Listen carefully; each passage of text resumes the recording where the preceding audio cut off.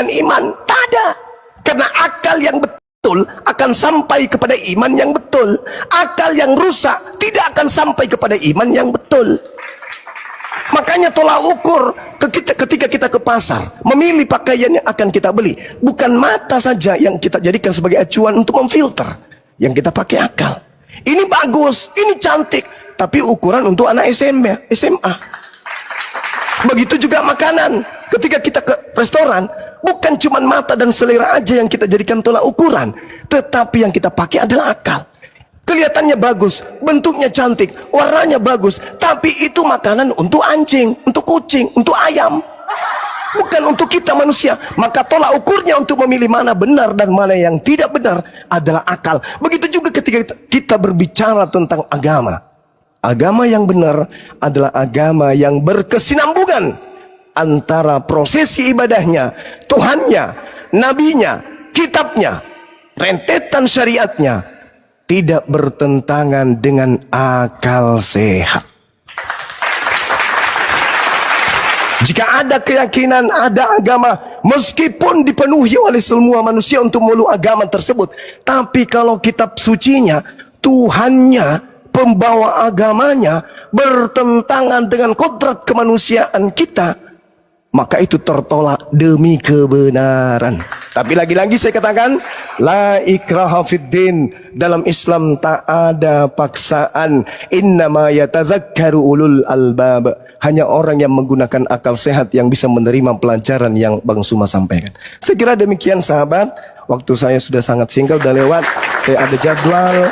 Kebetulan ada beberapa profesor yang telah menunggu Bang Suma di Universitas Hasanuddin pagi ini. Saya harus merapat ke sana karena kita harus menghargai. Ahad kemarin saya tunda untuk ahad ini. Alhamdulillah sudah agak sehat, suara saya sudah agak mending. Guru-guru besar di Universitas Hasanuddin minta kemudian untuk bersilaturahmi dengan apologet Islam Indonesia. Saya kira begitu sahabat. Sensei Robert, mohon maaf kita ada kata-kata yang kurang berkenan.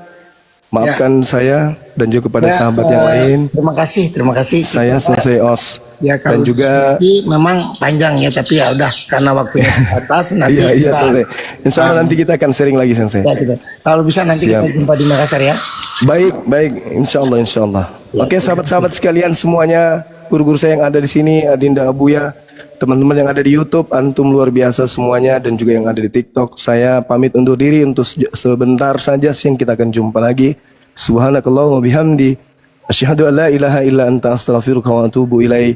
Salam tauhid, salam satu Tuhan, jayalah Islam kita, jayalah Indonesia kita. Assalamualaikum warahmatullahi wabarakatuh. Waalaikumsalam warahmatullahi wabarakatuh. Dan semangat selalu buat guru saya dan semuanya. Iya, Gurunda sehat. Tetap jaya. Nah ini Pade Anggur. Iya bang.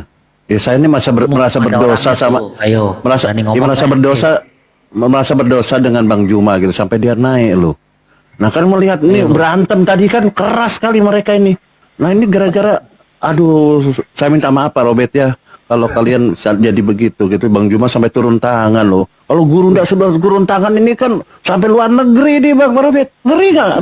Ngeri nih Pak Robert, ngeri nih. Iya Bang. Dia selalu menunggu saya naik. Itu dia punya kerinduan untuk bertemu sama saya. Pak Robert. Tanya dia, tadi kan lihat sendiri kan. Dia selalu rindu karena dia lihat itu. Kalau saya dengan Pak Leslie itu nggak berantem, kita adu argumen kan, cuma itu. Kalau dia dan begini Pak Robert, apakah saya pernah adu domba Pak Robert sama Leslie? Jujur. Nggak ada adu domba. Nggak ada, ya Bang Erik sih kagak ada. Halo, iya. Ya. Itu namanya Leslie, bukan Leslie. Oh. Tapi dia diam aja dipanggil Leslie. Bang Erik framing, framing. Tadi panggilnya Leslie kalau saya baca di sini Leslie ya. Iya. Ini tadi saya dari dulu tuh kalau saya naik pasti Bang Juma mau ikut itu ya. Sebenarnya banyak yang saya mau tanggapi. Kalau saya mau tanggapi item per item panjang kan, dia karena begitu singkat. Tapi saya pahami lah Dia juga mau bertemu dengan para dosen. Iya, tapi begini ya, di sini Ustadz Tahta mungkin masih monitor. Monitor Ustadz, cek. Masih tidur. Ustadz Tahta masih ada, Pak Leslie sama Pak Robert. Kalau mau menanggapi silahkan, nanti ditanggapi. Dia itu cucu saya, pasti dia nongkrong dengerin kakeknya lagi. Dia nongkrong. Berarti bukan kakek yang mengutuk cucu. Ini cucu mengutuk kakek ini. Dia Cucu dulu kan, mengutuk kakek. dia dulu kan mau jadi penginjil, tapi setelah saya jelaskan dia langsung nggak mau lagi ngomong-ngomong itu. Iya, saya tahu Pak Robert ini menawarkan kepada Ustadz Tahta, ayo Tad, Anda jadi Kristen, Anda langsung jadi pendeta, begitu kan? Bukan. Ayo, jujur Pak Robert, jujur, jangan berdusta. Berdusta di pagi hari kagak boleh. Iya, saya luruskan lagi tuh. Saya difitnah lagi tuh. Kan yang saya bilang selalu sama dia, Gimana? suatu saat Anda akan menjadi pendeta. Itu doa saya, Suatu bukan saat Ustadz Tahta akan menjadi pendeta. pendeta. Itu yang Nah, saya inilah bilang. kakek yang terkutuk. Ustadz Tahta ini kakek yang terkutuk. Dia nggak berani bilang saya. Dia itu cucu yang baik. Tidak setuju Yang Jangan bilang cerdas. terkutuk dong. Gak usah ya. Ayo bertengkar lagi Kita pagi-pagi. Ayo fokus bertengkar lagi lagi. ya, fokus Aku lagi nggak setuju. sama Ustadz Tahta ya, fokus sama Ustadz Tahta. Pak Robert, karena Pak Robert menganggap Ustadz Tahta cucu, harusnya Pak Robert ini mendengarkan apa kata cucunya, bener gak? Oh, saya sering dengar kok. Nggak pernah. Oke, siap. Kata Ustadz Tahta, Tuhan itu ada berapa Pak Robert? Kata Ustaz Tata, Tuhan itu satu. Satu. Tuhan Pak Robert ada berapa? Ya satu. Kagak jujur. Gak suka saya Pak Robert ini.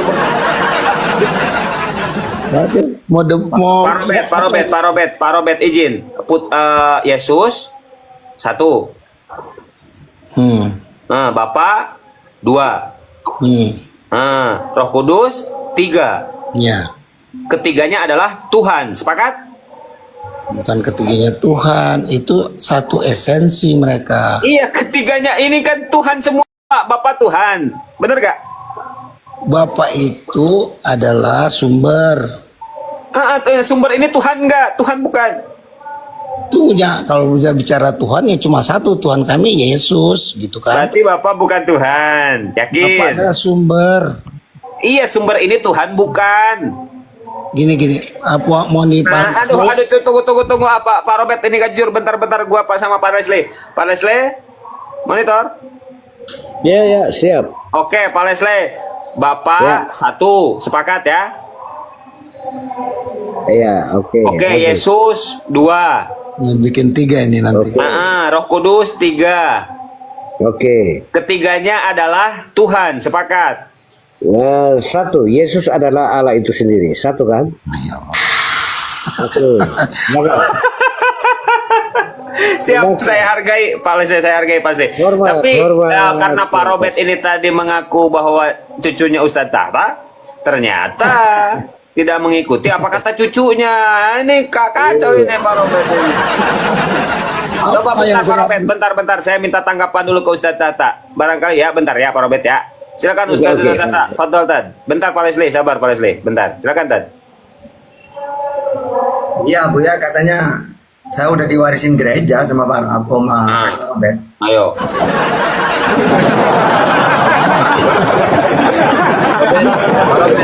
Pak Robert, tatap mata saya Pak Robert. Kasih kesempatan dia ngomong dong, jangan di ini dong. Kasih kesempatan dia ngomong. Silakan Ustadz Tata, silakan Tad. Fadol Tad. Ya makanya tak ajak dialog terus, siapa nanti yang menyerah gitu. Nggak pernah mau ya kakek ini. Takut dia.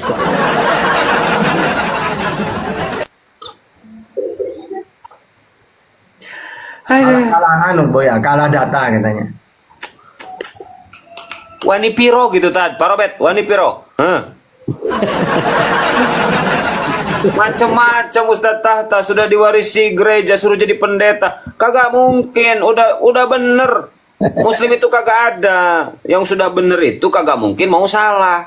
Tuhannya udah bener, Tuhan Abraham, Tuhan Musa, Tuhan Yesus, Tuhan Nabi Muhammad, malah Yesus yang dituhankan. Anak orang kagak jelas. Gak masuk. Enggak masuk. Ah.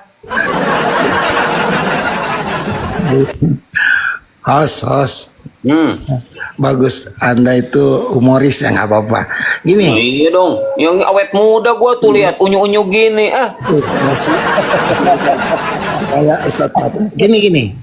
Kalau kita mau bedakan apa pemahaman Kristen terhadap Tuhan apa, pemahaman Kristen terhadap Allah itu apa, itu bahwa Allah dan Tuhan itu Oke, siap. Berarti saya minta tanggapan dulu ke Ustadz Tata ya. Oke, Tad. Mungkin Fadol Tad kasih Enggak, ada pencerahan. lagi. Tadi saya di fitnah bahwa saya telah mewarisi gereja. Enggak loh. Saya nggak pernah ngomong itu. Dan atau harapan saya Ustadz Tata nanti satu waktu menjadi pendeta. Nah, apa itu gereja? Gereja akan saya jelasin lagi. Gereja itu adalah Pak Robet, jangan bilang-bilang ya. Kita bisik-bising aja ya, bisik-bisik. Pak Robet, kalau Ustadz Tata jadi pendeta langsung kaya ya, Pak Robet, perpuluhan. Wah, ngeri ya? belum tentu. Oh, belum tentu. Ini jangan kasih tahu siapa-siapa. Kita bising-bising saja ya. Boleh Iya, aku tambahkan ya. Ya. Yang perpuluhan ya. Benar. Kalau dia jadi Boleh kaya, juga. benar. Kaya apa dulu? Kaya kebaikannya itu. Kalau kaya materinya saya jamin belum tentu. Oh Ya, ya, udah. Silakan Pak Leslie, gimana Pak Leslie? Anda mau menanggapi apa? Silakan, biar ada Jadi pembahasan. Silakan. terkait dengan perpuluhan ya. Semasa bangsa Yahudi itu yang jaga bait Allah kan suku Lewi. Kerjaannya urus itu bait Allah, makanya disebut perpuluhan untuk bantu-bantuin hidupnya, kesehariannya. Suku Lewi ya, bangsa Yahudi. Kemudian lanjut sampai kita yang sekarang ya, Kristen. Aku Kristen Protestan ya, disebut persembahan. Persembahan ini spontanitas, tidak ukurannya perpuluhan. Jadi kita punya penghasilan 100 juta, kalau perpuluhan berarti kita kasih 10 juta, padahal tidak. Persembahan, disebut persembahan itu spontanitas dari diri. Jadi kita bisa kasih 1.000 atau 5.000, itu urusan kita dengan Tuhan. Tidak harus. Aduh, kasih 2.000 Pak, duduknya deket WC Pak. Enggak lah, yang penting dengan hati dong. Yang paling utama dengan hati, berdoa ya. Jadi dalam ungkapan syukurmu, Anda nyatakan itu dalam bentuk persembahan. Nilainya seberapa tidak ukuran, bukan perpuluhan. Perpuluhan kan per 10 ya. Karena bagi orang Kristen yang sekarang tidak. Oke, Disebut berarti Pak Leslie izin sedikit ya, mohon maaf saya potong Ya, sebentar. Apakah kita saat ini kan ini hari Minggu kan ya? Ya. Ya, biasanya bayar perpuluhan hari Minggu kan ya? Sebentar ya, saya alas dulu. Bukan perpuluhan, persembahan. Oh, persembahan kasih siap. Persembahan, Gimana? ya. Berarti Pak Leslie mau angkat tema tentang perpuluhan dan persembahan kasih begitu? Kita bahas. Oh, boleh. Boleh, siap. Izin ya, Ustadz Tata dulu ya, yang bernarasi ya. Fadol, Tad. Ya. Iwan Pilas sambil di tap ya, saudaraku semuanya, biar kuat komalnya. Silakan, Ustadz Fadol, Tata. Apa bahas apa ini Bu ya? Maunya dia perpuluhan sama persembahan kasih. Ya. Silakan tuh. Ya, kalau di Kristen ada perpuluhan ya itu urusan mereka ya. Tapi kalau dalam Islam kan nggak ada. Islam itu zakat, dan zakat itu bukan untuk kiai, ustadz, enggak. Ibnu Sabil, miskin, fukoro gitu itu, mualaf termasuk boleh menerima. Nah kalau mereka kan enggak ke gereja, maka rawan dimakan sendiri. Tapi kalau dalam Islam enggak, kewajibannya orang miskin itu ya. Dan itu apa? Bahkan Nabi sendiri malah tidak boleh menerima zakat kalau Nabi. Kan Buya itu tahu kan, karena zakat itu tadhirul mal. Zakat itu kotorannya harta. Ada orang punya harta yang sudah 1 nisab lah, dan 1 haul, 1 tahun, dan nisabnya udah mencapai. Maka ada kotorannya di situ, kotorannya harta, harus dikeluarkan. diberikan kepada orang fakir miskin, ya kayak gitu itu. Sehingga menolong orang malah, bukan perkaya orang kaya. Itu kalau dalam Islam. Ya itu aja dulu, silakan.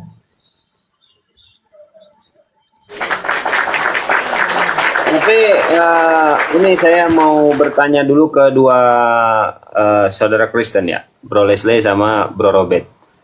Boleh aku dulu Iya siap Bro Leslie, bentar ya. Kalau di Islam itu jelas tentang zakat itu perintahnya jelas ya Pak Leslie. Tadi sudah sangat jelas oleh Ustaz Data.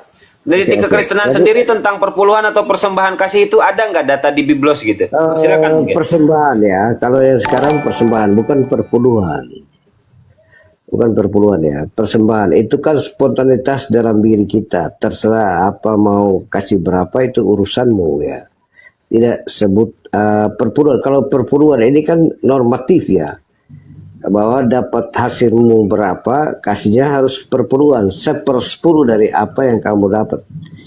Tapi itu kisah di zaman bangsa Yahudi, karena suku Lewi, orang Yahudi yang jaga bait Allah ya, dikasih perpuluhan untuk menghidupi keluarga suku Lewi itu yang jaga bait Allah. Oke, kemudian dalam perkembangannya umat Kristen itu dijadikan itu bukan perpuluhan tapi persembahan.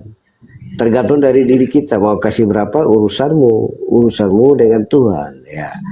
Dan aku bertanya kembali begini ya,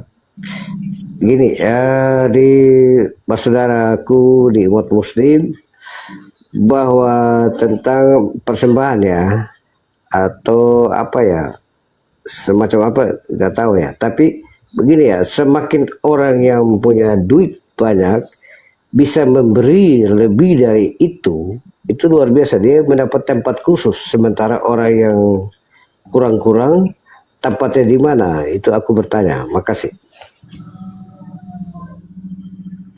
Fadal, Ya Pak Leslie, Ya. Pak Leslie lupa bahwa di Efesus 2 nomor 15 di situ dikatakan sebab dengan matinya ya sebagai manusia maka telah batallah hukum Taurat. Berarti sudah nggak dipakai, seharusnya perpuluhan itu sudah nggak dipakai. Oh ya, oke. Tapi aku bertanya bukan ke situ ya. Aku bertanya ya. Jadi kan dengan matinya Yesus di tiang salib itu kan dikatakan begini, maka batallah hukum Taurat kan begitu. Ya kan, makan babi sudah boleh. Makan ini, makan itu semua sudah boleh. Tapi kenapa perpuluhan nggak dibatalkan? Itu yang jadi pertanyaan. Apa karena duit? Tidak, bukan ukurannya duit. Sekarang lalu kenapa? Makan babi batal, toh? Ya. Dan hal yang lain sebagainya batal. Tapi kenapa perpuluhan nggak batal? Ya, tadi saya bilang tadi kan, memang itu kan di bangsa Yahudi ketika itu bahwa untuk menghidupi suku Lewi, salah satu keturunan dari Yahudi. Iya, pada zaman itu kan yang kan diberikan itu kan hasil bumi. Ya, jaga bait hasil Allah. bumi kan, yang diberikannya hasil bumi kan. Ya. Nah, Itu perpuluhan. sekarang kenapa perpuluhan itu diganti dengan uang, bukan hasil bumi? Kalau di gereja kita macam-macam lah, bisa dengan hasil bumi, dengan apa? Artinya Aduh, kalau pakai hasil bumi nanti pendetanya pulang bawa truk. Entahlah ya, tapi itu urusannya masing-masing ya. Gak mungkin ya bahwa jadi batasannya ada, bisa dijual kembali atau dilelang ya. Biasanya dilelang, jadikan uang untuk operasional gereja dan seterusnya. Tapi tidak distandarkan bahwa kita harus perpuluhan, tapi persembahan. Persembahan ini kan spontanitas dalam kita punya diri sendiri. Terserah. Tadi dikatakan oleh Abu Yastrong, oleh host, kalau itu persembahan di mana dalilnya? Tunjukkan dalilnya. Ada nggak persembahan itu? Kalau itu kan liturgia dalam gereja. Ya, disebutkan seperti itu. Oke. Oh, jadi pandai-pandai Bapak gereja lah ya itu ya. Iya, liturgi dalam gereja diatur seperti itu. Oke. Dan saya mau tanya loh, ini begini ya, artinya terkait dengan ya mungkin dari Kristen persembahan ya. Minta maaf ya, bagi orang Muslim, semakin kita berkorban lebih banyak, kita punya duit yang cukup dan lebih dari cukup, kita punya kesempatan yang berbeda dari orang yang tidak punya duit. Apa benar atau tidak? Makasih. Kesempatan apa, Pak? Kesempatan untuk memberikan persembahan ya. Persembahan ya. Kan orang yang punya duit banyak kan persembahan kan Sedekah, lebih. maksudnya sedekah, zakat gitu. Oke, zakat ya. Oke, yang lebih banyak Zakat. lebih punya kesempatan ya. Apa benar atau tidak tuh? Nggak begitu ceritanya. Silakan Ustaz tadi dijelaskan. Oke, silakan yang lain. Ustaz, Jadi dalam Islam itu bukan berarti banyak uang lalu dia banyak kesempatan baik, enggak. Justru orang miskin itu dikir itu termasuk sedekah. Ada duri di tengah jalan, sedekah itu. Ya. Maksudnya apa? Dapat pahala seperti bersedekah. Jadi misalnya kalau orang kaya, enak orang kaya, masuk pahala lebih mudah, kan banyak uang. Enggak, orang miskin itu ada gantinya. Berbuat baik itu, makanya dicontohkan ya ada duri di jalan, dibuang. Itu sama dengan orang-orang kaya-kaya yang sedekah itu. Atau nanti ada bagian-bagian amal-amal yang pahalanya bahkan seperti haji, seperti umroh gitu. Ya. Jadi lebih mudah. Bukan berarti kalau banyak uang banyak pahala, enggak. Malah ada gantinya orang miskin itu. Enggak pakai uang dia, pakai perbuatan. Pahalanya sama dengan orang-orang bersedekah gitu, yang kaya-kaya itu. Ya gitu kalau dalam Islam. Lanjut. Anu aja ini saya mau nantang ini loh, kakek Robert ini loh. Yang masalah keimanan, kalau masalah itu intinya Pak sama-sama punya kewajiban. Cuma kalau dalam Islam itu ada waktunya. Ya, satu nisab. Tidak semua orang Islam itu punya kewajiban zakat enggak. Bagi orang-orang tertentu yang sudah udah cukup untuk wajib dia mengeluarkan zakat gitu. Ya, cuma gitu doang. Jadi kita masalah iman aja. Sekiranya kita pakai data dalam Bible, saya pakai Quran gitu. Ya itu, saya mau nantang ini kakek Robert dulu. Temanya apa? Ayo kek, kita dialog kek. Oke, saya jawab ya masalah. Jangan jawab, tema dulu tentukan. Angkat tema dulu, Pak Robert. Tadi saya dikasih kesempatan tuh jawab ya masalah. Udah cut. Udah cut.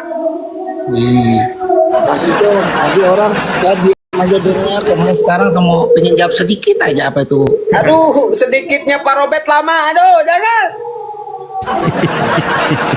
Kita nggak mau terus deh kalau itu nggak dikasih kesempatan. Enggak, ini silakan Pak Robert bernarasi sepuasnya Pak Ya, Robert. adil Tapi dong. angkat tema adil dulu. dong. Tadi kasih kesempatan yang lain. Lalu saya jadi kambing cong ya dong di sini. Enggak gini masalah perpuluhan kan Pak Leslie yang angkat nih temanya nih udah kelar. Sekarang Pak Robert angkat tema lain begitu Pak Robertku yang terkasih silakan. Ya, harus ini dong. Menurut Pak Robert bagaimana gitu kan? Ini nggak dikasih kan berarti kan saya Ya udah Pak. ya udah saya kasih waktu Pak Robert silakan Pak Robert 2 jam silakan Pak Robert. Jangan, menit aja. Jadi yang dimaksud oleh apa itu tadi ada untuk meluruskan apa tuduhan-tuduhan atau anggapan ya. Jadi namanya kalau di Kristen itu persembahan syukur ya. Jadi untuk itu yang perpuluhan nggak ada lagi. Itu hanya berlaku pada orang Lewi ya. Itu sudah jelaskan tadi. Lewi karena mereka tidak mendapat hak untuk warisan tanah atau apa ya. Mereka hanya mengurus bait Allah aja. Sehingga mereka tugasnya hanya melayani. Kemudian orang-orang di luar Lewi itu memberikan persembahan perpuluhan kepada mereka. Nah kepada kami orang Kristen persembahan syukur itu ada di Matius 6 ayat 9 ya. Matius 6 ayat 3 ya. Itu jadi kalau kita cara memberi, mempersembahkan. Jadi itu bisa berbentuk uang, bisa berbentuk pengorbanan, bisa berbentuk pelayanan. Itu namanya persembahan. Tapi ya bisa saya kunci bahwa itu ada ayat-ayatnya juga bahwa persembahan itu yang paling sejati. Yesus bilang adalah persembahkanlah dirimu. Persembahkan dirimu maksudnya kita harus suci, kita harus seperti Dia. Maksudnya tidak berbuat yang macam-macam. Itu namanya persembahan yang paling Bohong Pak Robert, harus seperti Dia, harus disalib. Pak Robert jangan disalib. Kemudian tadi lagi dibilang bisa dibawa oleh pendeta gini-gini itu persembahan. Kalau kami di Kristen, persembahan yang diberikan oleh jemaat itu diberikan kepada bendahara gereja, bukan kepada pendeta, diberikan kepada bendahara gereja yang mengelola. Untuk apa itu? Untuk pelayanan apa? Pelayanan macam banyak sekali itu. Jadi bukan ujuk-ujuk kasih ke pendeta itu persembahan, nggak ada kalau di Protestan kan ya, tidak ada. Nah, jadi itu dan di Katolik mungkin Ortodoks juga bukan seperti itu ya. Jadi semua persembahan itu diserahkan kepada bendahara gereja. Cut. Selesai perpuluhan, kita tutup. Oke Pak Robert, sepakat? Oke, silakan Pak Robert, angkat tema apa yang mau didiskusikan sama Ustaz Tahta. Angkat tema Pak Robert, yang menarik Pak Robert. Ya, Pak Robert. saya serahkan sama Ustaz aja. Pak Robert, kita bising-bising. Pak Robert angkat tema yang Ustaz Tahta tidak bisa menjawab. Ya angkat tema ya. Lanjut Pak Robert. Dia orang cerdas kok, nggak bisa jawab. Pasti dia jawab. Iya, yang paling susah pokoknya. Yang paling susah. Kitab suci. Ya, kalau itu saya serahkan aja sama Iya. beliau. Saya boleh mengajukan temanya. Silakan Kang Erik, silakan, yang penting disepakati. Oke. Silakan Kang. Kita apa kabar? Temanya Pak Robert dan Pak Lesti, temanya yang kita angkat itu dari data yang pernah dikatakan Yesus dan itu diabadikan dalam Bible Anda sendiri di Matius 23 nomor 15. Kita buktikan perkataan Yesus. Artinya di situ Yesus mengatakan ahli Taurat dan orang Farisi ini keluar dari Yerusalem lalu melakukan pengajaran yang dimana pengajaran mereka bertentangan dengan ajaran Yesus. Ya, lalu mereka mengajak orang untuk masuk ke dalam ajaran agama mereka. Lalu mereka ini dibuat 2 kali lebih jahat daripada si penyesat.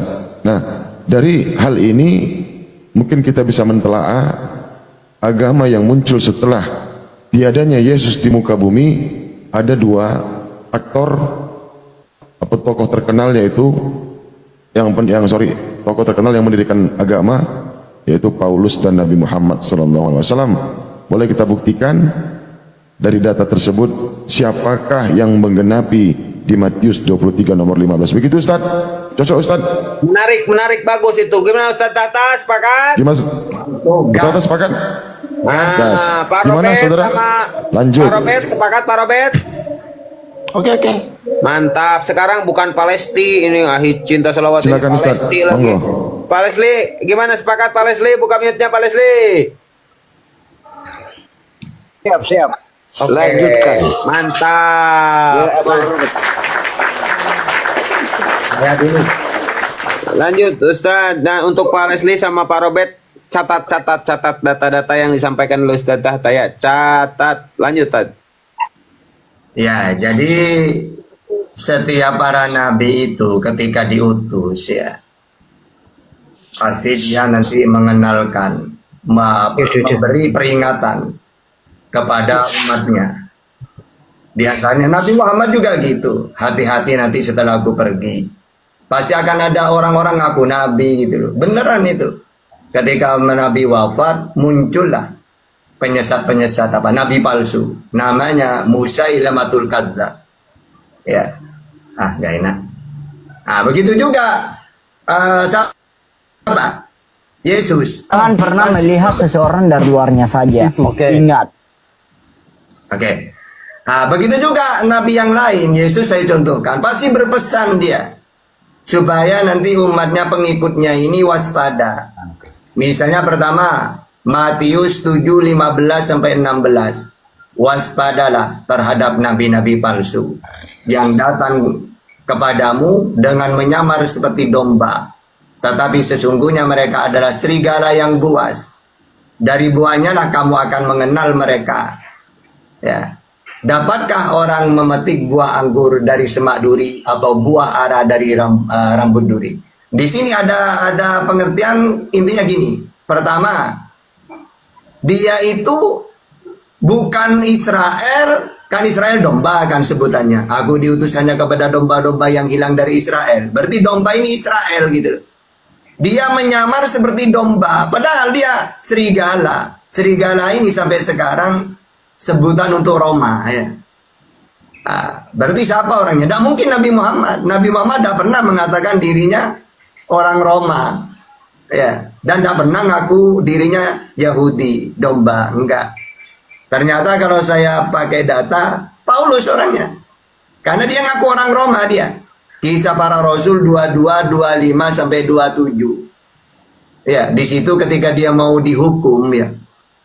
Emangnya boleh menghukum orang Romawi? Oh, kamu Romawi ya? Iya, kata Paulus. Ya, berarti dia ya nyamar seperti domba. Yang kedua, pesan Yesus, Matius 16 ayat 6. Yesus berkata kepada mereka, berjaga-jagalah dan waspadalah terhadap ragi orang Farisi dan Saduki. Farisi. Siapa yang ngaku Farisi? Nabi Muhammad tidak pernah ngaku orang Farisi. Ternyata Paulus lagi orangnya. Dia ngaku orang Farisi. Kisah Para Rasul 23 ayat 6. Ya.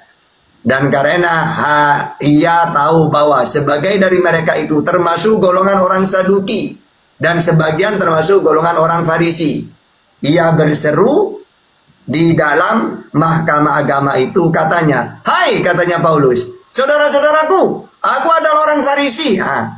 Nabi Muhammad tidak pernah ngaku orang Farisi. Ini ngaku ini. Berarti yang diwaspadai ini kata Yesus itu. Terus kata Yesus, penyesat ini muncul tidak lama lagi. Seperti Nabi Muhammad ya, Nabi Muhammad wafat langsung muncul Musailamatul Kadzdzab. Nah, Yesus juga gitu. Berpesan gitu.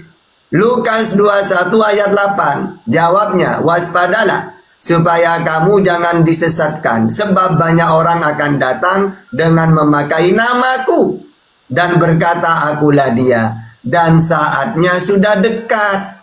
Nabi Muhammad ratusan tahun baru datang, sedangkan pesannya Yesus ini waktunya sudah dekat. Berarti Yesus tidak ada, muncul ini langsung ya. Pak Robert, oke, Om. Jadi yang kedua, dia selalu memakai nama Yesus dan dia memakai namaku. Ya. Nah, siapa? Nabi Muhammad tidak pernah ngaku-ngaku saya adalah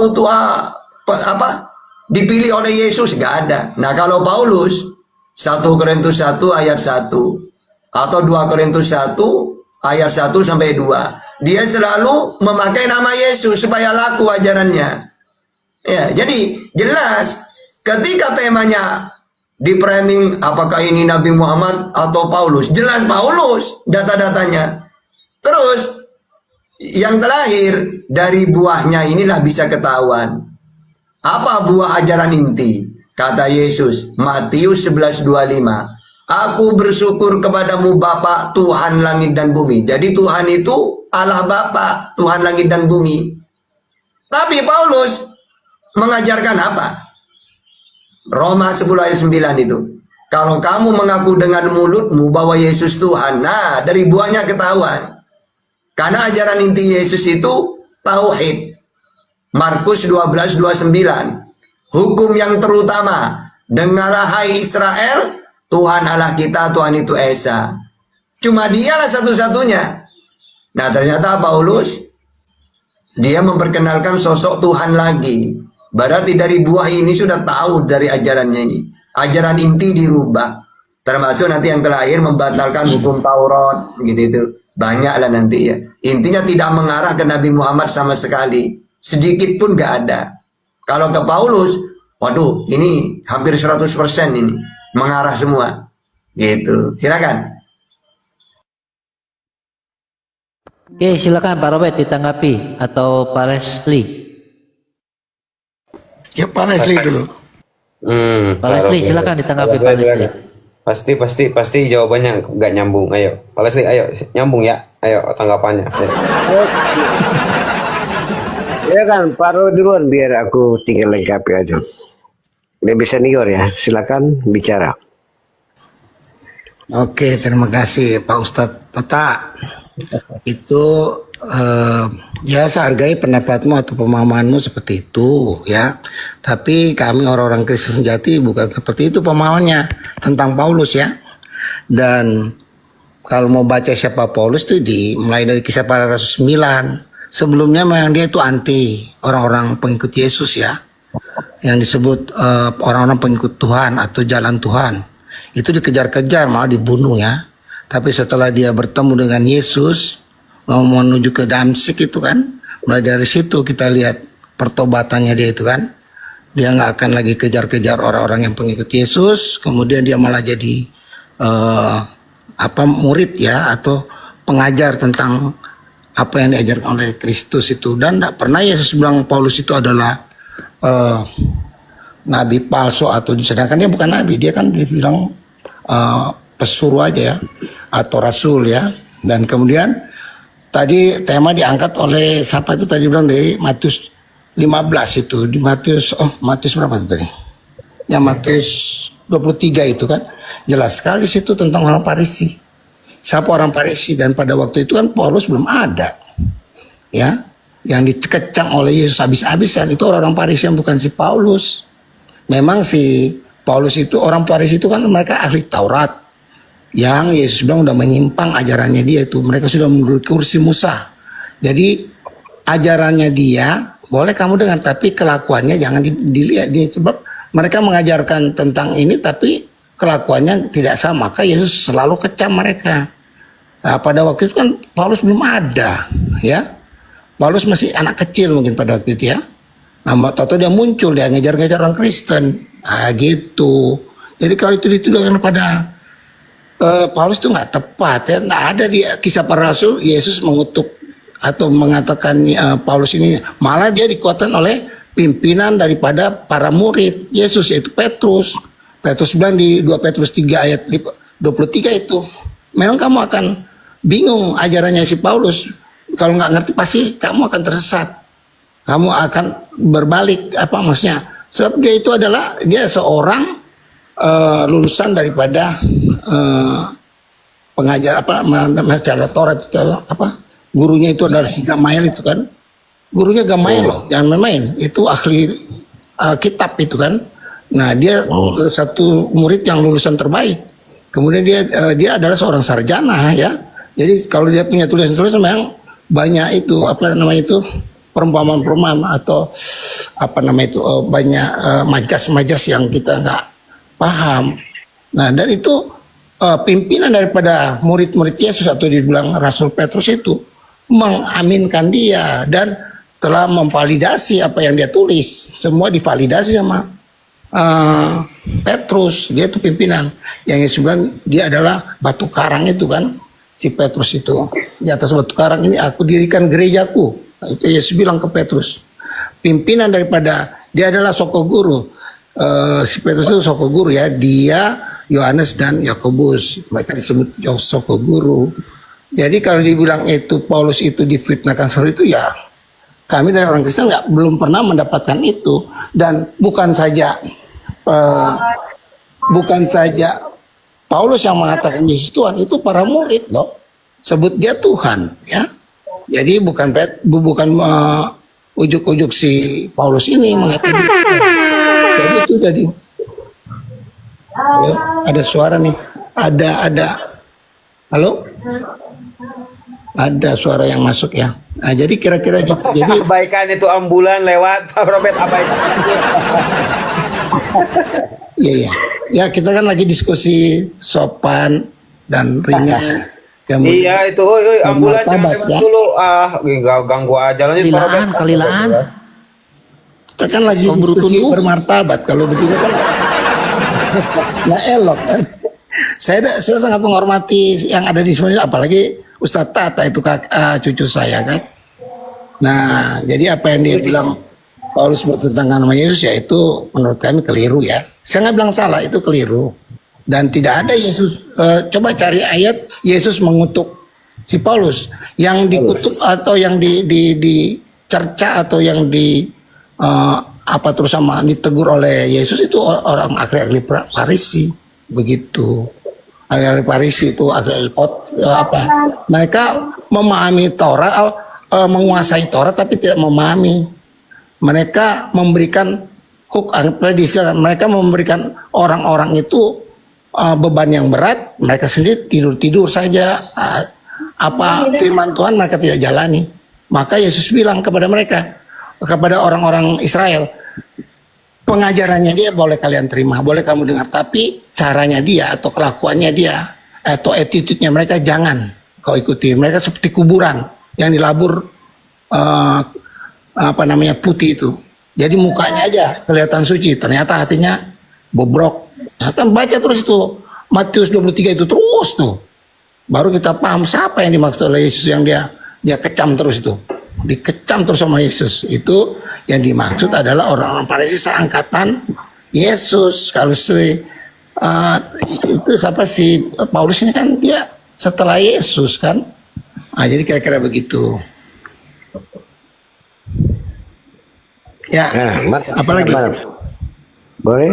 Mungkin ada beberapa poin yang sebelum yang saya lihat. Ini dulu udah kek, udah pakai data kek. Leslie, Bang Leslie.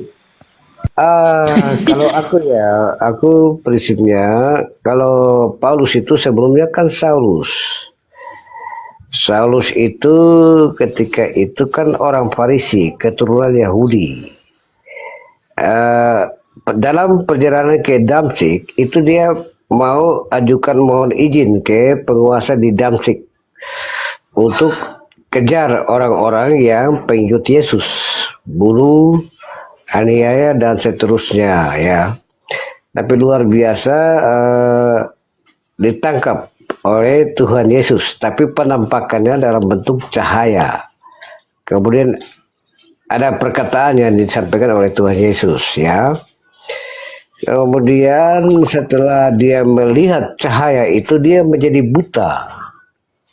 Kemudian setelah 1 bulan ya atau berapa ini didoakan oleh Ananias. Dan akhirnya dia berbalik untuk bersaksi tentang Tuhan Yesus ya. Jadi memuliakan Tuhan Yesus. Jadi perkataan dia, sejarah tentang dia ceritakan semua dalam berbagai kitab yang disebutkan dalam Injil itu. Jadi dia intinya memuliakan Tuhan Yesus. Dipakai secara ajaib oleh Tuhan Yesus untuk menyatakan apa yang Tuhan kehendaki bagi umat manusia ya. Yang tadinya musuh, yang tadinya kejar-kejar orang, buruh, bahkan gereja pun dibakar, terakhir ditangkap dan dipakai oleh Tuhan secara ajaib untuk menyatakan kabar keselamatan untuk seluruh umat manusia, seluruh bangsa ya. Jadi kalau bilang Paulus penyesat, saya tidak setuju ya. Itu luar biasa bagaimana Tuhan Yesus memakai orang secara ajaib. Dan ingat, yang penting bagi dalam diri kita masing-masing, bukan kita yang memilih, tapi Tuhan Yesus yang memilih. Dan itu luar biasa, akan dipakai secara ajaib untuk menyatakan kabar keselamatan bagi seluruh umat manusia, seluruh bangsa. Terima kasih. Oke, silakan Ustaz Tatah ditanggapi. Pertama kata Yesus Matius 24:23. Pada waktu itu jika orang berkata kepada kamu, lihat Mesias ada di sini, Mesias ada di sana, jangan kamu percaya.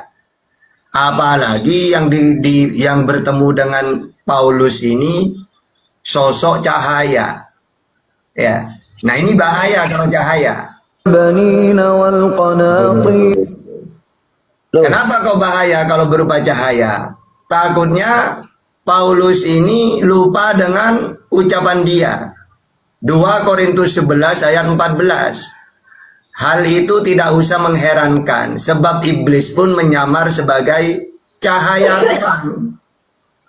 Jangan-jangan bukan Yesus di situ. Kan iblis bisa menyamar sebagai cahaya. Dan untuk kakek Robert tadi ya, Paulus bukan nabi. Kisah para Rasul 13 ayat 1. Nabi. Pada waktu itu dalam jemaat di Antioquia ada beberapa nabi ya, dan pengajar. Bahkan disebutkan siapa nabi di situ? Barnabas dan Simon yang disebut Niger, dan Lukius orang Kirene, dan Menahem yang diasuh bersama dengan raja wilayah Herodes, dan Saulus. Nah, jadi untuk kakek Paulus ini ternyata nabi, dia nabi palsu berarti.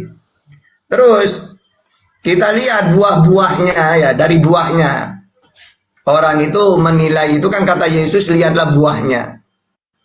Nah, ternyata coba kita baca Roma 3 ayat 7 ya.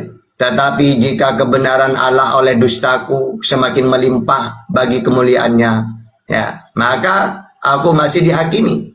Ya, mengapa aku masih dihakimi? Ya, maksudnya masih dihakimi lagi sebagai orang berdosa. Nah, jadi memberitakan Allah dengan dusta. Terus juga nanti ada, ya, Paulus ini menyampaikan bukan sebagai firman Tuhan. Jadi dia menyampaikan bukan sebagai firman Tuhan. Kalau Yesus kan jelas, dia menyampaikan firman Tuhan. Yohanes 12:50. Apa yang aku sampaikan sebagaimana yang difirmankan oleh Allah kepadaku. Lalu setelah firman itu dia terima, disampaikan kepada umatnya Israel. Yohanes 17 ayat 8. Jelas Yesus menyampaikan firman Tuhan. Kalau Paulus enggak. 2 Korintus 11 ayat 17. Aku menyampaikan bukan sebagai firman Tuhan. Dan juga dia memberitakan Kristus dengan palsu. Baca Filipi 1 ayat 18. Dan juga Paulus ini bunglon. Bunglon itu kalau dia itu menyentuh ke biru menjadi biru dia. Kalau ke hijau menjadi hijau, bunglon namanya. Nah, ini Paulus ini dalam 1 Korintus 9 ayat 20 sampai 21. Ya, ketika bertemu dengan orang Yahudi, dia seperti orang Yahudi. Ini pengakuan dia. Bagi orang yang tidak hidup di bawah hukum Taurat, dia menjadi orang yang tidak hidup di bawah hukum Taurat. Pokoknya saya nempel ke sini menjadi ini gitu. Untuk supaya apa? Ajarannya itu diterima. Yang ketiga, yang terakhir, Yesus ini selalu membangga-banggakan ya, atau menetapkan Taurat. Karena hukum dari Tuhan. Tapi coba Paulus ini tentang Taurat apa yang dia sampaikan?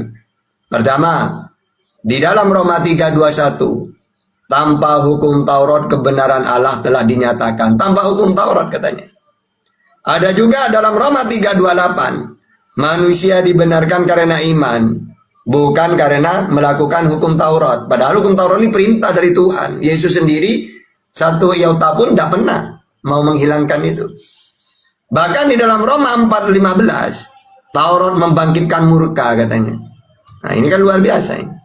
Juga di dalam Ibrani 7 ayat 19, ya, hukum Taurat sama sekali tidak membawa kesempurnaan. Yang terakhir itu di dalam Galatia 3 ayat 11. Di hadapan Allah hukum Taurat tidak dibenarkan sama sekali. Nah, ini kan luar biasa ya, penyimpangan-penyimpangan kayak gini nih. Seakan-akan dia ingin menandingi ya. Berbeda banget lah dengan ajaran Yesus gitu. Kalau kita teliti tentang data-data yang ditulis oleh Paulus ini, gitu ya. Silakan kakek. Ya silakan Pak Robert. Kayak dulu Pak Leslie itu. Iya Pak Leslie mau ditanggapi Pak Leslie, silakan disanggah. Pak Leslie. Oh, kayaknya tidur Pak Leslie. Silakan Pak Robert disanggah. Siap. Pak Robert duluan.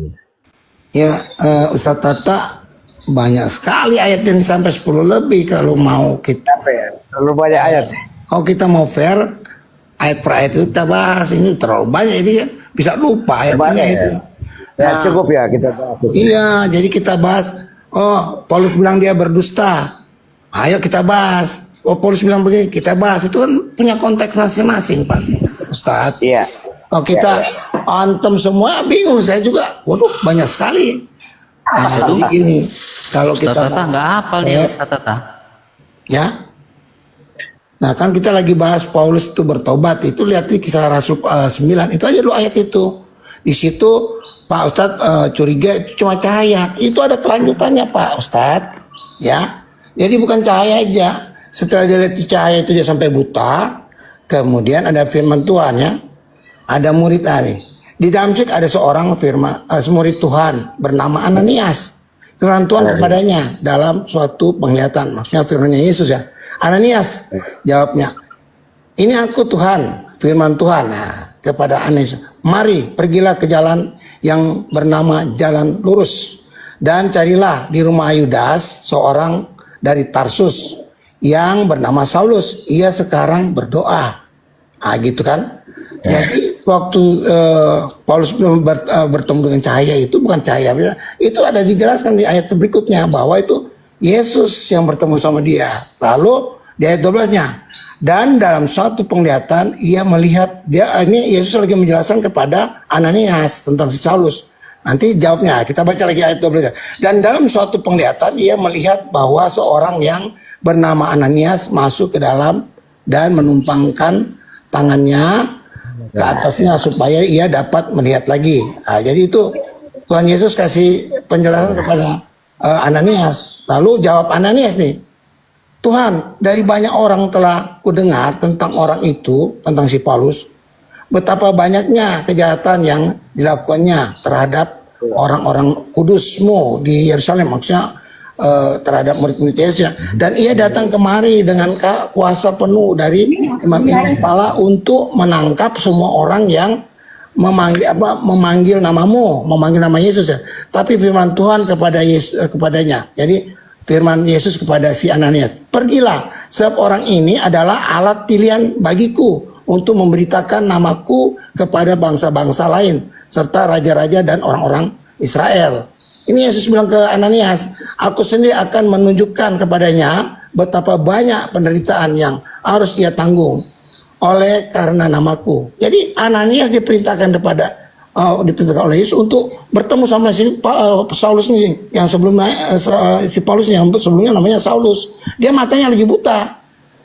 Jadi nanti setelah Yesus perintah Ananias itu untuk memelekkan dia, ayat 17, lalu pergilah Ananias ke situ dan masuk ke rumah itu. Ia menumpangkan tangannya ke atas Saulus. Katanya, Saulus saudaraku, Tuhan Yesus yang telah menampakkan diri kepadamu di jalan yang engkau lalui telah menyuruh aku kepadamu supaya engkau dapat melihat lagi dan penuh dengan Roh Kudus. Dan ketika itu juga seolah-olah selaput gugur dari matanya sehingga ia dapat melihat lagi. Ia bangun lalu dibaptis. Jadi itu dia. Saulus ini yang sebelum dinamakan Paulus itu bertemu sama Yesus dalam bentuk cahaya. Kemudian dia jadi buta. Kemudian Yesus perintahkan kepada Ananias. Yang dibilang di situ adalah muridnya Yesus. Murid Tuhan. Nah, perintah itu sehingga Saulus itu bertobat. Matanya melihat lagi. Jadi apa yang dilihat oleh Saulus bukan dikatakan oleh Saulus saya melihat Yesus. Ini Ananias yang bilang karena perintah Yesus.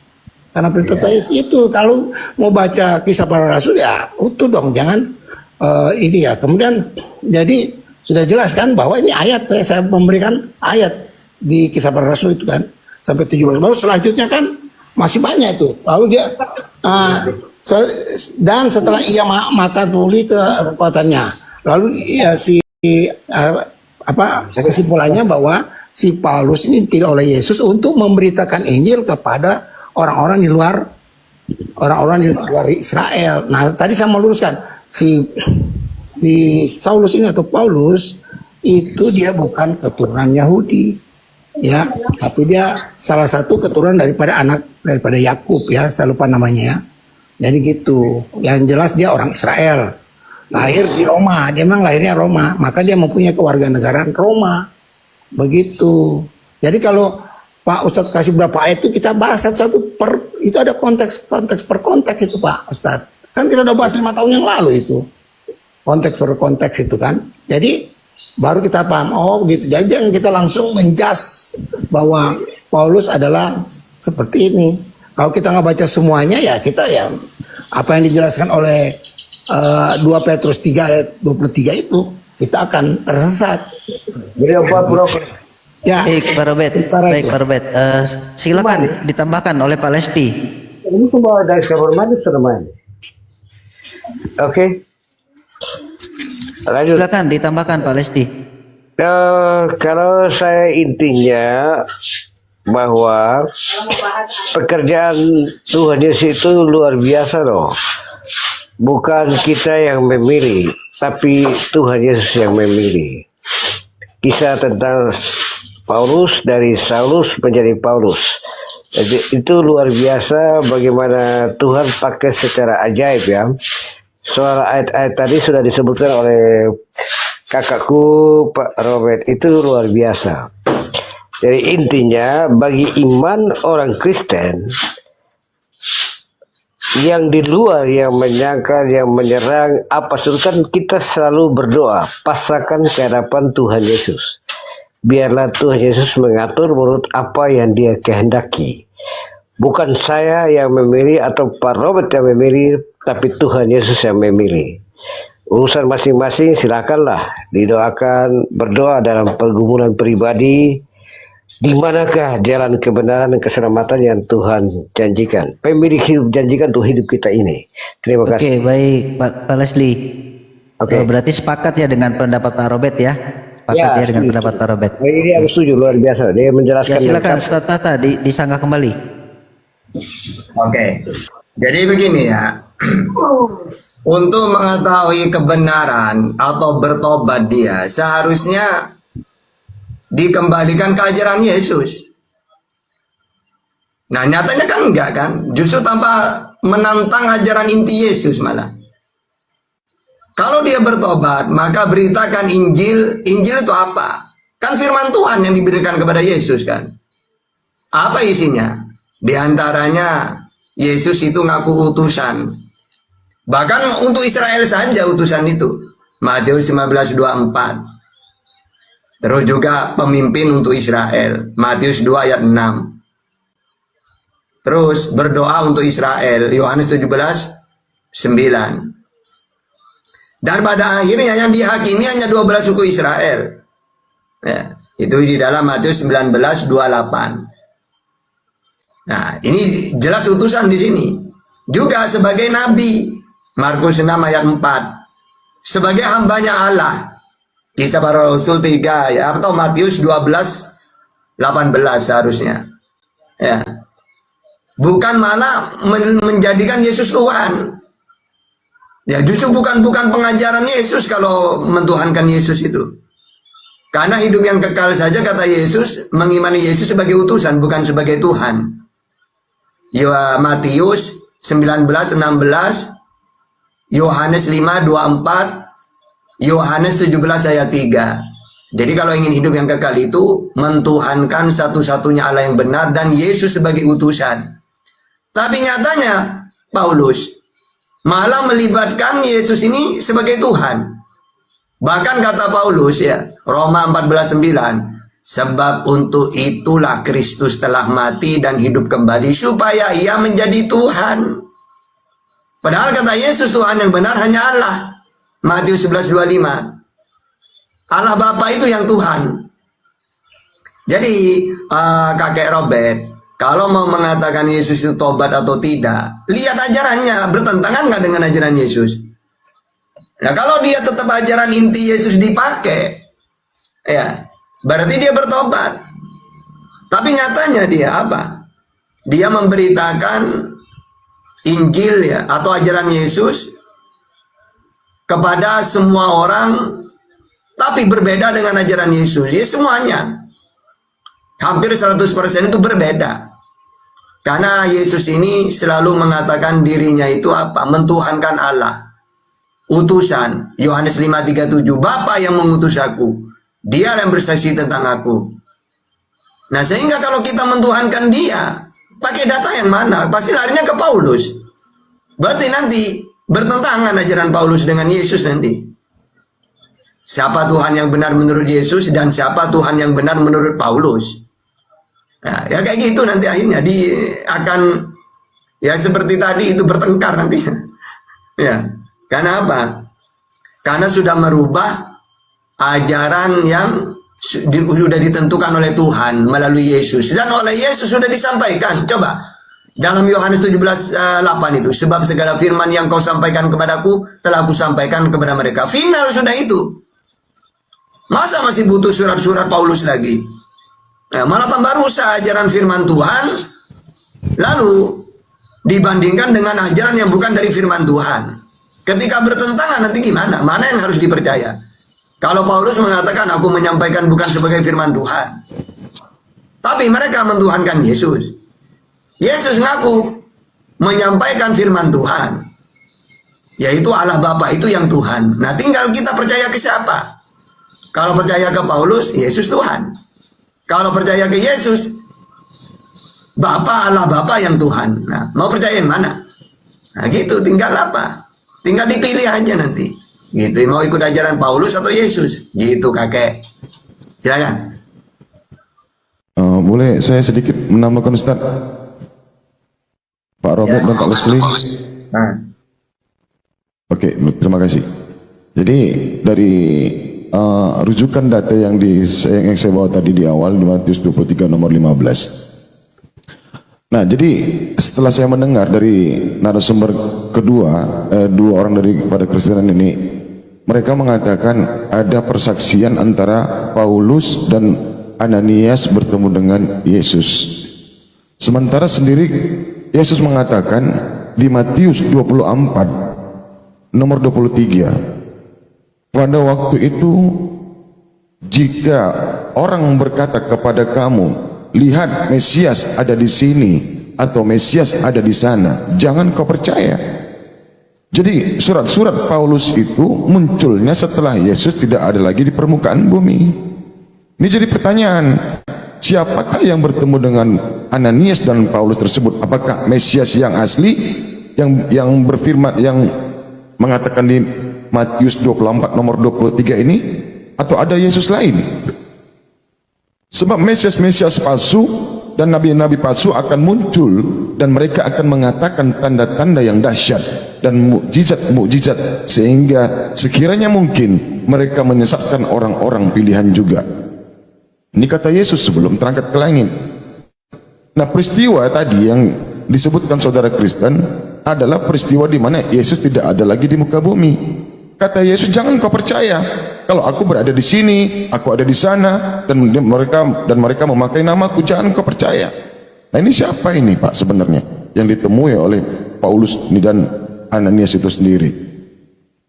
Lalu di Lukas 21, waspadalah supaya kamu jangan disesatkan, sebab banyak orang akan datang dengan memakai namaku dan berkata, akulah dia, dan saatnya sudah dekat, janganlah kamu mengikuti mereka. Nah, berarti antara jaraknya si nabi palsu ini dengan Yesus ini tidak terlalu jauh, karena kata Yesus saatnya sudah dekat, jangan kamu mengikuti mereka, kata Yesus.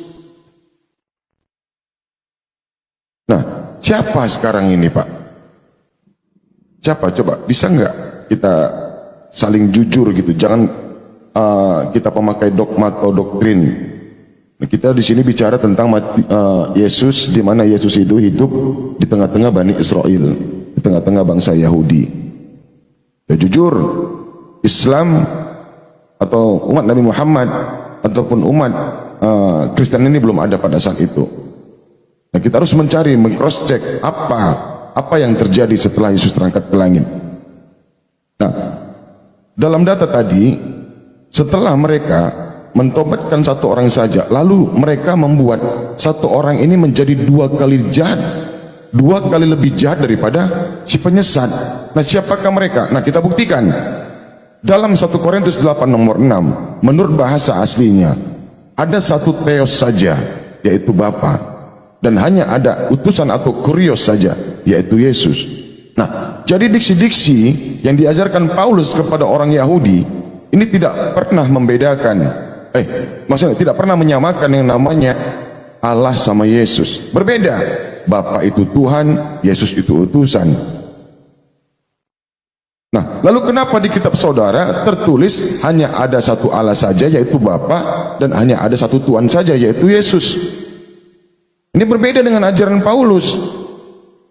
Paulus tidak pernah merubah ketuhanan dan kerasulan Yesus.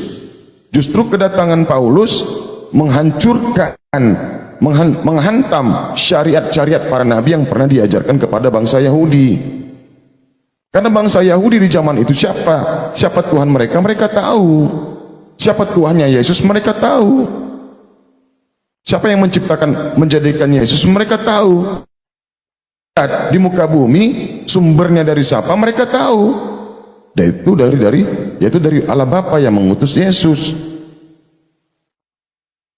Nah, siapakah yang menggenapi Matius 23 nomor 15 ini? Islam atau Kristen, Pak? Nah, tadi kata Ustaz Tata, kita selaraskan ajaran kedua nabi tersebut antara Paulus dan Nabi Muhammad. Yesus, Matius 5 nomor 17, dia tidak meniadakan sama sekali hukum Taurat dari A sampai Z. Nabi Yesus ini mengajarkan kepada bangsa Yahudi dari hukum A sampai hukum Z, semua selesai semua. Datang Paulus mengajarkan orang Yahudi untuk meninggalkan hukum Musa. Ini kan jelas tidak sama ajarannya. Oke, baik. Kalau Rasulullah, bagaimana dengan Rasulullah? Yesus sujud, kami umat Muhammad sujud. Kami meninggal di kain kafani, Yesus juga mati di kain kafani. Yesus bersedekah, Yesus berinfak.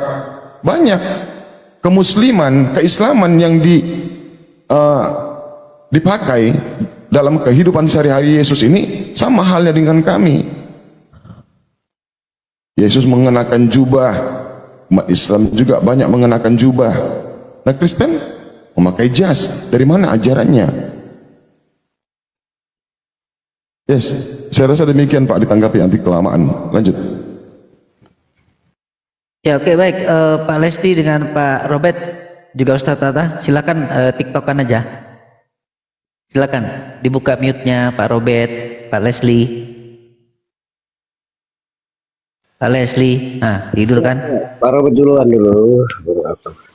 Pak Leslie ini dari tadi Pak Robert mulu. Pak Leslie dong kali-kali. Kali ini aku percaya. Oh, Aku tadi bilang Pak Robert cerewet. Lengkap loh. Nggak ngerti apa-apa ya, nggak apa-apa lah. Iya, silakan Ustadz Tata, TikTokan aja Ustadz Tata biar lebih hangat gitu. Ya, kalau saya gini ya.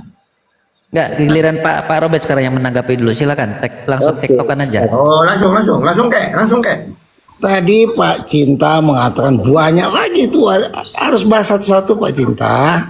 Satu ayat mana kita bahas. Jangan itu berapa ayat ditampilkan, ya kita bingung sama menanggapi itu. Ya, aku sih jadi Pak Cinta harus kasih. Pak Robert, menurut Pak Robert ini ayat ini bagaimana? Kita bahas. Kalau banyak ayat dikasih saya jadi bingung mau dibahas bagaimana kan? Nah, Ustadz Tata, satu-satu Ustadz. Beliau ini sudah sepuh, ingatannya berkurang. Oke ya, jadi Satu-satu Ustadz Tata, jangan banyak-banyak. Lanjut. ya saya mau jelasin lagi. Paulus itu kan bukan dari Yahudi, dia adalah keturunan Benyamin ya. Benyamin adalah salah satu anak daripada Yakub. Nah, kemudian dia dipilih oleh Yesus langsung ya, melalui pertemuannya ke Damsyik itu kan banyak. Kalau kita baca tuh full awal atau kronologis Paulus bertemu dengan Yesus ya, itu di Kisah Para Rasul 9 itu jelas sekali kan. Baru dia mau dijadikan apa oleh Yesus kan. Kemudian itu saya udah jawab ya. Kemudian apa itu Injil? Injil itu kan kabar baik atau kabar baik kerajaan Allah. Yesus ini adalah, kalau menurut kami Yesus itu ide dia sendiri, itulah Injil ya. Nah, kemudian Paulus itu dia tidak menulis Injil, dia hanya menulis surat-surat. Ya, apa yang dia rasakan, apa yang dia tulis, semua orang-orang yang ada di luar Israel atau orang-orang ya pokoknya yang bersuku di luar Israel ya. Itu yang dia mendapat tugas seperti itu.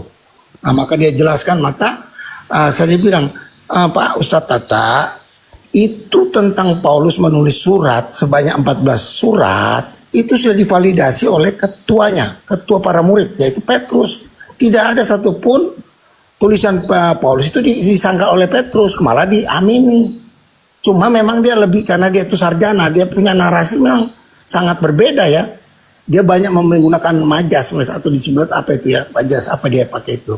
Nah itu, nah jadi maka hati-hati kalau yang nggak ngerti bisa tersesat. Nah itu peringatan daripada Yesus di 2 Petrus 3 itu kan, ya Paulus sudah validasi tentang, dan dia sebelum itu dia udah bertemu ke pimpinan. Jadi setelah itu dia kan diserahkan kepada para murid Yesus, yaitu pimpinannya itu diklarifikasi, divalidasi, dan pada mulanya mereka takut karena dia kan orang Kristen.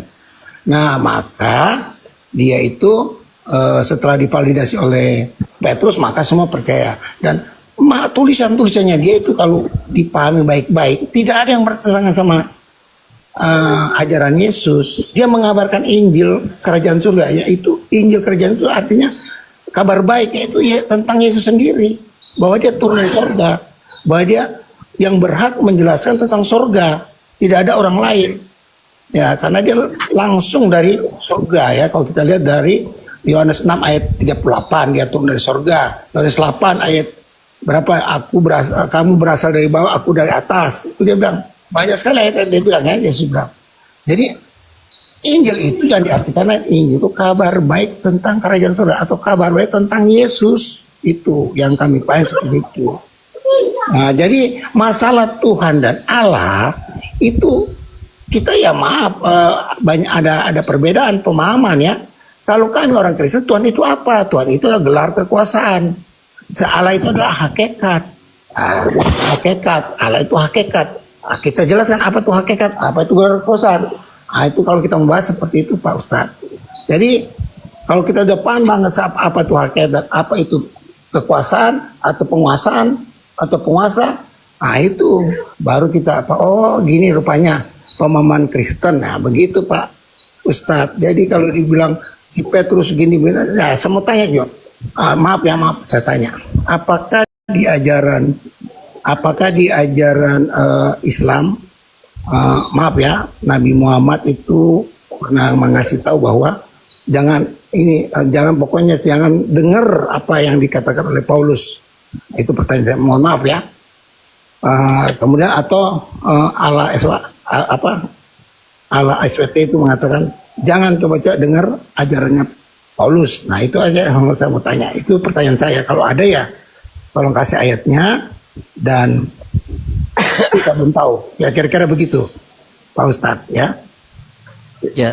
Ya, oke, baik. Kalau sepengetahuan saya, walaupun saya bukan Ustadz, Rasulullah tidak pernah menyebut nama Paulus. Apalagi Allah Subhanahu Wa Taala nggak kenal, mereka nggak ada yang kenal. Beliau itu tidak kenal. Nabi Allah Muhammad tidak kenal dengan Paulus. Silakan Ustaz Tata, lanjut dijelaskan. Ya, pertama yang saya mau luruskan ya. Jadi Paulus ini memberitakan Injil, yaitu Yesus itu sendiri. Ya salah. Sedangkan Yesus mengajarkan Injil. Harusnya ini yang diberitakan. Coba baca Lukas 20 ayat 1.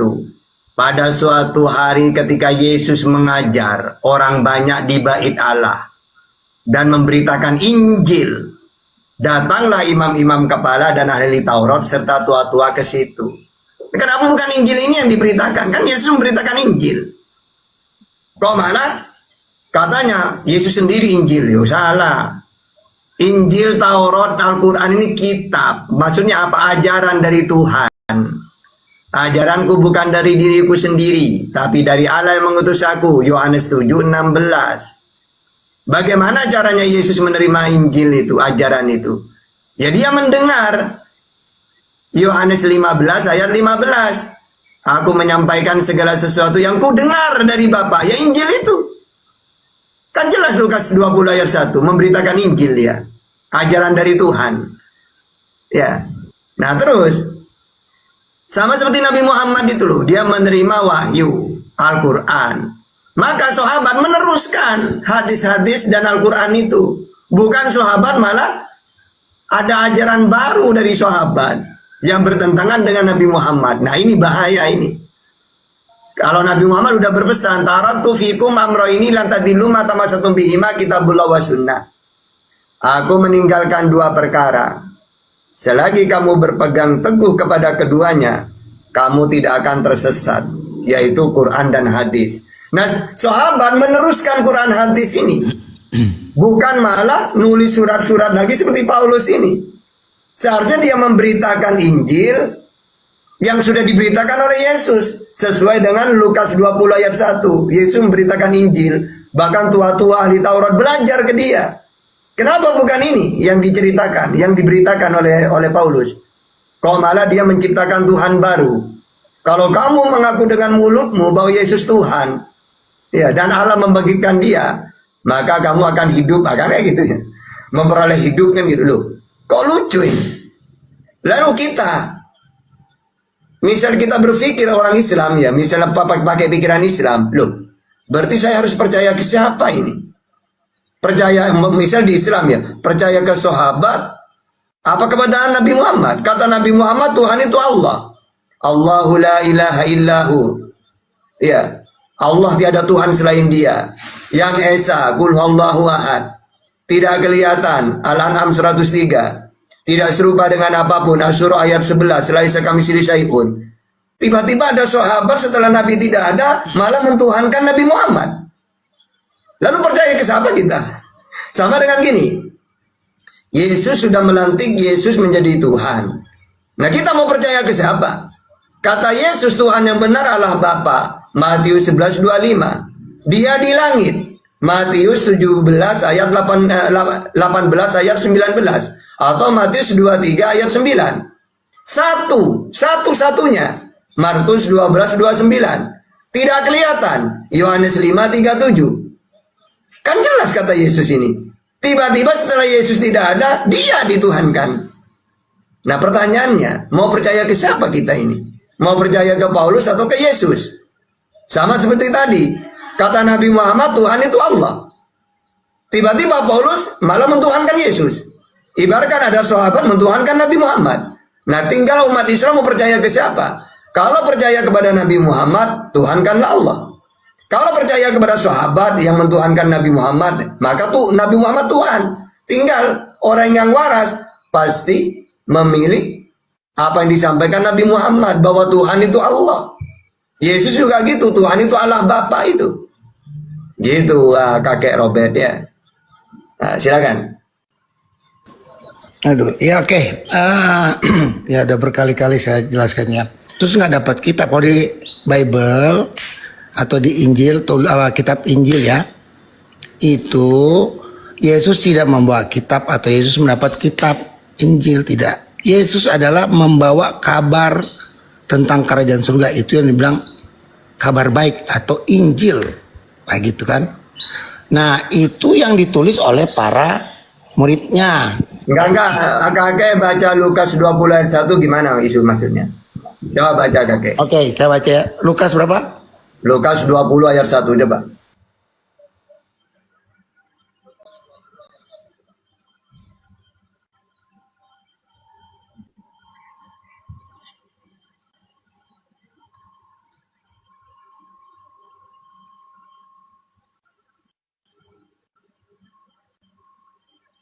Kemana kayak baca aja kayak jangan.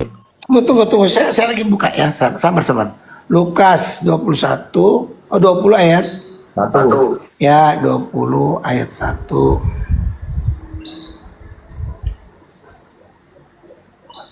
Ya, pada suatu hari ketika Yesus mengajar orang banyak di bait Allah dan memberitakan Injil. Nah, itu Injil yang mana itu? Katanya Injil itu kabar baik tentang Yesus. Masa Yesus itu memberitakan dirinya sendiri gitu? Iya, dia menggambarkan berita baik bahwa dia berasal dari surga, itu maksudnya. Coba sekarang gini. Apa yang dia Yohanes omongin. 17:8 gini kayak, sebab segala firman yang kau sampaikan kepadaku telah ku sampaikan. Berarti kan Injil ini kan yang disampaikan ini kan diajarkan, imam-imam belajar ke dia. Nah kalau yang Injil Paulus ini apa? Paulus nggak ada Injil. Loh, katanya tadi Paulus katanya kakek yang memberitakan Injil ke Iya, seluruh dia dunia. memberitakan Injil. Paulus tuh memberitakan kabar baik tentang Yesus. Injil itu artinya kabar baik, sayang. Oke, kabar Kabar baik. baik tentang Yesus Oke, yang datang dari surga. Injil itu Atau dia kabar memberitakan baik. tentang Nah, kerajaan kayak gini, kayak surga. gini, kayak. Hmm. Injil itu kabar baik tentang Yesus. Ya, tentang kerajaan surga juga. Yang diberitakan Injil Yesus ini memberitakan Injil apa itu? Injil apa? Ini kan dengar saya baca ya. Pada suatu hari ketika Yesus mengajar orang banyak di bait Allah dan memberitakan Injil. Nah. Jadi Yesus memberitakan kabar baik tentang kerajaan surga maupun dirinya. Bahwa dia itu kabar baiknya apa? Dia sebagai sang firman datang diutus oleh sang Bapa itu untuk memberitahu tentang kerajaan surga. Oke. Bahwa nanti ada penggenapan untuk penyalipan ya. Sampai di situ kan itu banyak ayat-ayatnya. Tentang penyalipan tuh kalau kita membahas panjang lagi tuh ya. Ya itu ada di Matius 20 ayat 26, Matius 26 ayat 28, ada di Matius 16 ya. Matius 7 ayat 27. Itu banyak sekali Pak Ustaz. Matius 11 ayat 27. Tentang berita Injil itu, berita Injil itu artinya kabar baik. Kayak ini saya tanya kayak, sama nggak Injil yang diceritakan oleh Yesus dengan Injil yang diceritakan oleh Paulus? Sama Yesus. Paulus Oke, saya nanya sekarang, Injil yang diberitakan Yesus tentang Tuhan, siapa Tuhan yang benar itu menurut Yesus? Siapa? Tuhan yang benar. Di mana ayatnya Tuhan yang benar? Allah yang benar. Gini dong, gini kayak Musa ketika diutus memperkenalkan Tuhan itu Elohim atau Allah. Ulangan 6 ayat 4. Dengarlah Israel, Tuhan Allah kita, Tuhan itu Esa. Nah kalau Yesus ketika diutus dia memperkenalkan Tuhan itu siapa?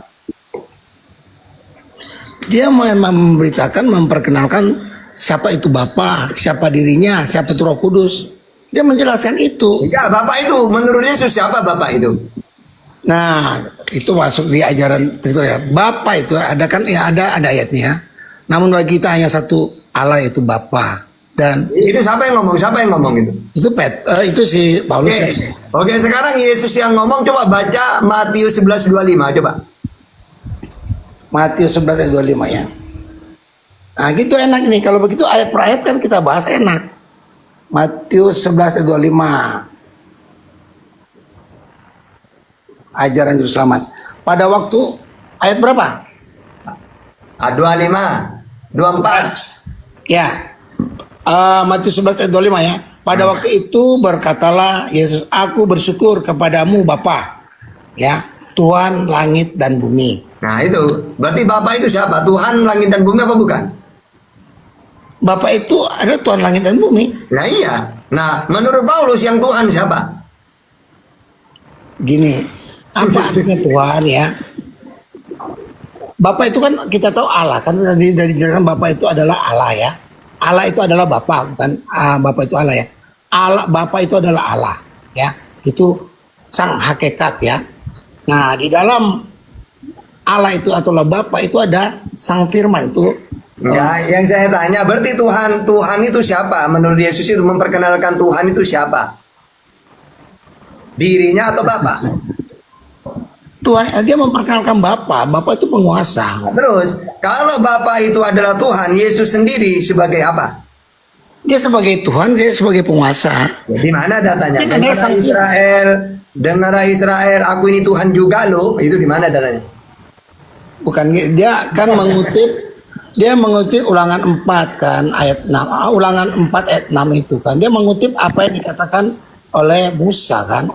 Bahwa dia ditanya itu maka dia jawab apa yang dikutip oleh Musa.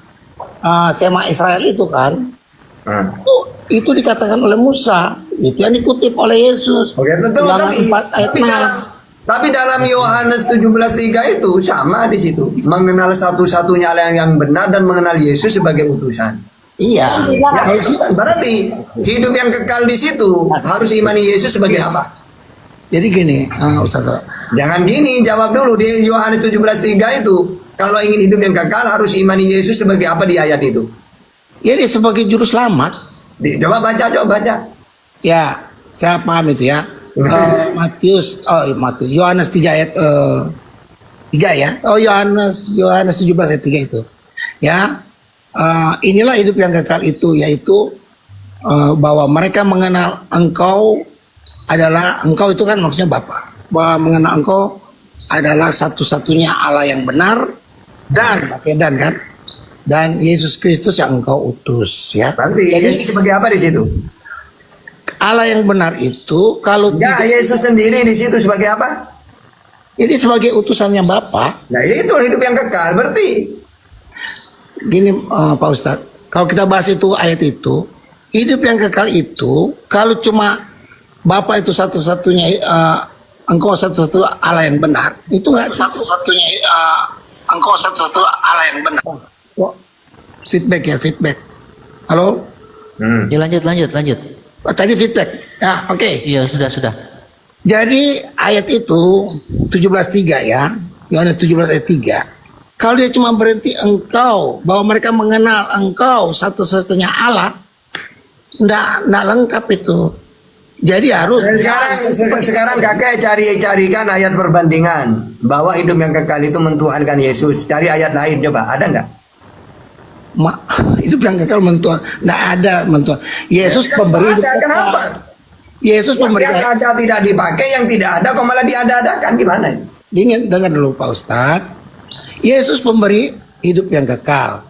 Yohanes 10 ayat 28. Yesus pemberi hidup kekal. Maka di Yohanes 10 ayat 8, Yohanes 10 ayat 28 sebelumnya Yesus sudah jelaskan yang memberi hidup kekal adalah Dia. Nah, apa arti hidup yang kekal itu? Ada di Yohanes 17 ayat 3. Arti dari yang gini loh Pak Ustadz. Kalau Alkitab itu ini kan sinoptis ya, jadi berurut ya. Jadi di Yohanes 10 ayat 8, Yohanes 10 ayat 28, Yesus mengatakan yang memberi hidup kekal adalah Dia. Nah, ya caranya, misal gini kayak ya, misalnya saya ingin hidup yang kekal di surga, maka saya harus percaya ke Yesus sebagai apa? Ya, dengar dulu. Ya, Sebagai apa, Pak Robert? Sebagai apa dulu? sebagai utusan Bapa. Nah, Nah, berarti begitu dong. Sebagai utusan, bukan Tuhan. Dengar dulu. Belum selesai sampai situ. Dia utusan Bapa, dia adalah pikiran Bapa, dia adalah roh Bapa, dia adalah sang firman-Nya Bapa. Dia adalah kecerdasannya Bapa. Gini, saya analogikan. Saya manusia, ya, punya tubuh, ya. Nah, kemudian saya punya kecerdasan atau pikiran atau jiwa.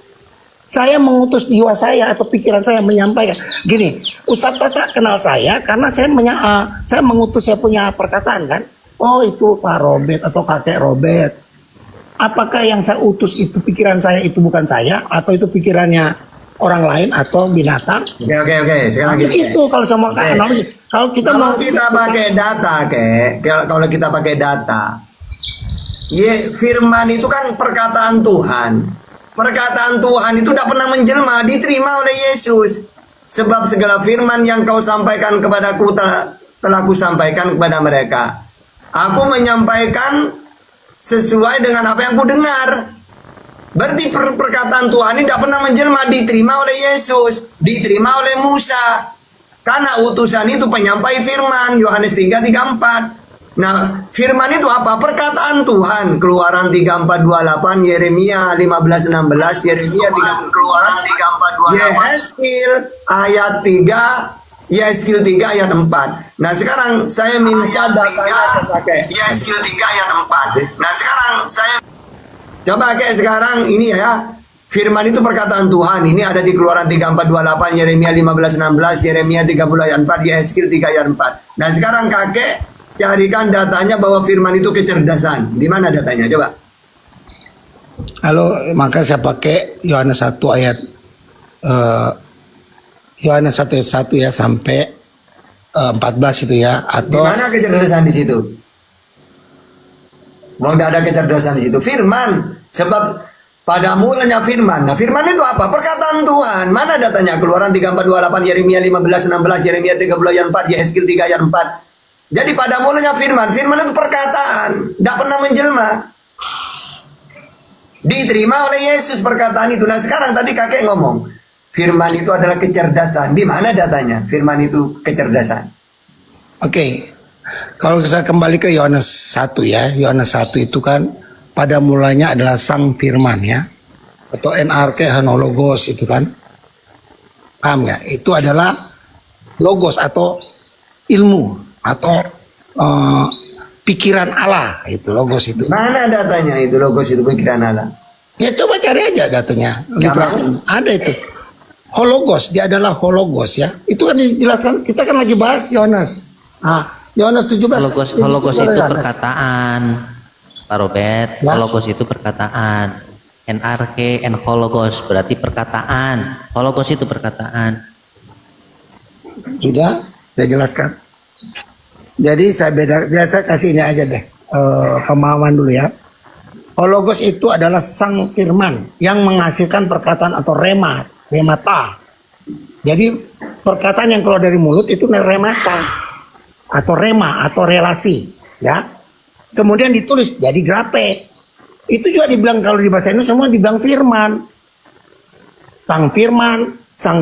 Firman yang keluar dari mulut Allah, firman yang ditulis. Itu juga kalau bahasa Indonesia semua dibilang firman. Tapi kalau di bahasa Yunani beda itu.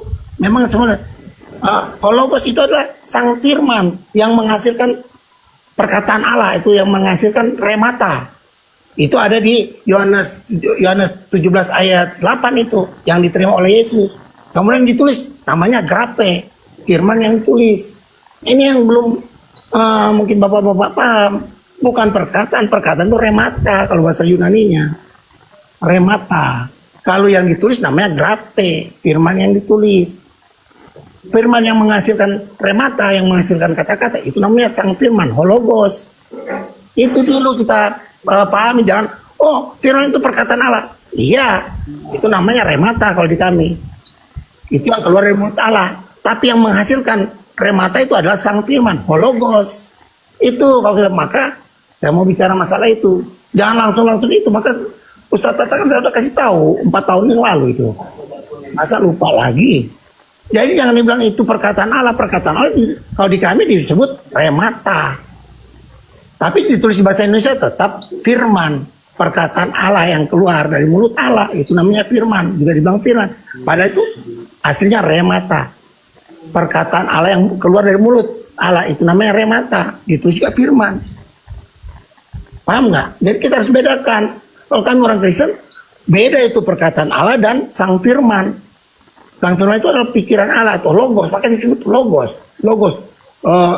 Logos itu adalah ilmu, biologos. Nah, itu kan. Nah, sekarang ada nggak kita pakai data ucapan Yesus bahwa dirinya firman jadi manusia? Ya ada. Dirinya menerima firman kan banyak ayatnya. Yohanes 3:34, Yohanes 12:50, Yohanes 17 ayat 8. Dia itu manusia yang menerima firman, bukan firman jadi manusia. Nah, coba pakai data sekarang, ada nggak ucapan Yesus sebagai perbandingan? Kalau ayatnya dia manusia yang menerima firman banyak, ada nggak ucapan dia yang mengatakan firman jadi manusia dirinya itu? Ada nggak? Ya ada. Mana? Hah? Ada. Yohanes 8 ayat 42. Coba baca. Aku keluar dan datang dari Allah. Dia keluar. Berarti dia ada di mana? Ada di dalam Allah. Oh, salah kalau itu. Maksudnya apa?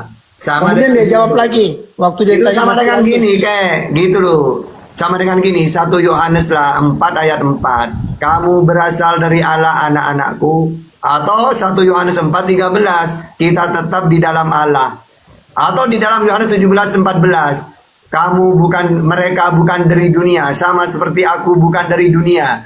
Jadi bukan berarti Yesus itu keluar dari Bapa, itu tetap keluar dari Maria dia. Oke, saya jawab. Oke. Itu yang dimaksud oleh Ustadz, bahwa kamu adalah anak-anak Allah. Beda dengan anak Allah. Anak Allah tunggal beda ya Pak. Yang namanya anak-anak Allah berarti orang-orang pilihan Tuhan atau orang-orang pengikut Tuhan atau pengikut Allah. Itu disebut anak-anak Allah, bukan anak Allah. Beda. Kemudian itu mulai di Yohanes 1 ayat 12. Jadi siapa saja yang sudah terima Yesus disebut anak-anak Allah. Itu yang namanya anak-anak Allah itu orang-orang yang sudah menerima Yesus. 2 Samuel 7:14 Salomo disebut anakku kata Tuhan. Ya bukan anak tunggal kan? Lo anakku, Salomo itu anak. Semua, bukan Salomo aja.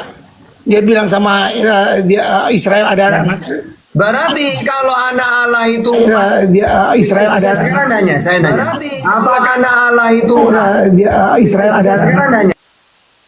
Nah, kakek, apakah kalau disebut anak Allah berarti dia Tuhan? Gini, anak Allah dalam arti kan Yesus bilang di Yohanes 3 ayat 16 itu kan. Dia sebagai anak manusia, dia sebagai anak tunggal Allah. Siapa yang nggak percaya dia sebagai anak tunggal Allah mati. Terus apa masalahnya kalau anak Allah? Kan berarti bukan Allah kan? Untuk orang Israel kalau sudah menyebut itu, tidak ada orang yang berani bilang dia adalah anak Allah. Nah, yang saya tanya, Yesus disebut anak Allah. Apakah Yesus itu Allah sendiri kalau anak Allah? Iya, itu dia anak Allah tunggal ya, anak tunggal Allah. Bukan anak tunggal Allah, dan dia bilang juga dia ada anak Allah. Dia ada bilang di Yohanes 10 ayat 36. Ya, dia adalah anak Allah. Karena kamu membunuh saya karena aku mengatakan aku anak Allah.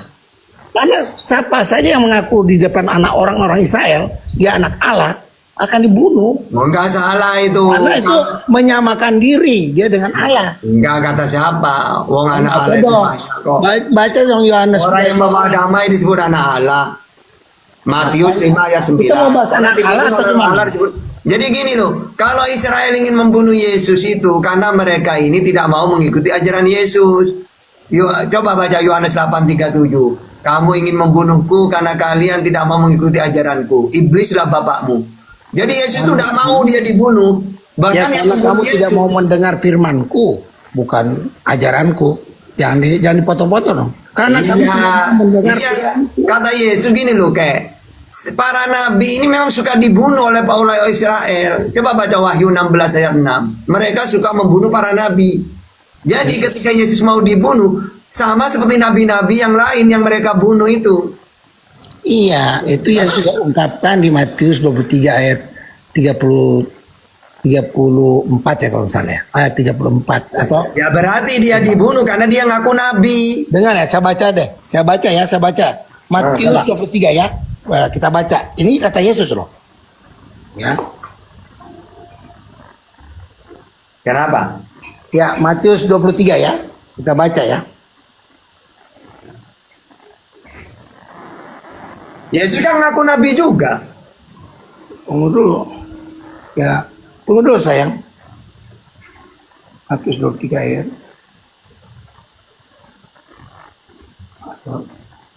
Ya, Iwan Villa, tap-tap, jangan lupa Ya, tap-tapnya, ya, tap-tapnya. ini Yesus Biar yang nggak ngomong ngantuk, sendiri ya. kopi, dikasih kopi, Ini Yesus Ustaz sendiri yang tanya, bilang biar ya. nggak ngantuk. Lanjut. Matius 23 ayat 34. Sebab itu, lihatlah aku. Lihatlah Yesus ya. Mengutus kepadamu nabi-nabi, orang-orang bijaksana dan ahli Taurat. Siapa yang mengutus nabi-nabi dan Yesus sendiri yang ngutus. Akan Kan kamu Yesus nabi juga, kayak. dengar. Akan kamu bunuh dan kamu salibkan. Yang lain akan kamu sesah di rumah-rumah ibadahmu dan kamu aniaya dari kota-kota. Iya, tidak masalah. Pertanyaannya Yesus ngaku nabi juga. Markus 6 ayat 4, Yohanes 6 14, Lukas 24 19, Matius 21 10. Yesus ngaku nabi. Mana Yesus ngaku nabi, coba? Mana? Coba Markus 6 ayat 4 coba.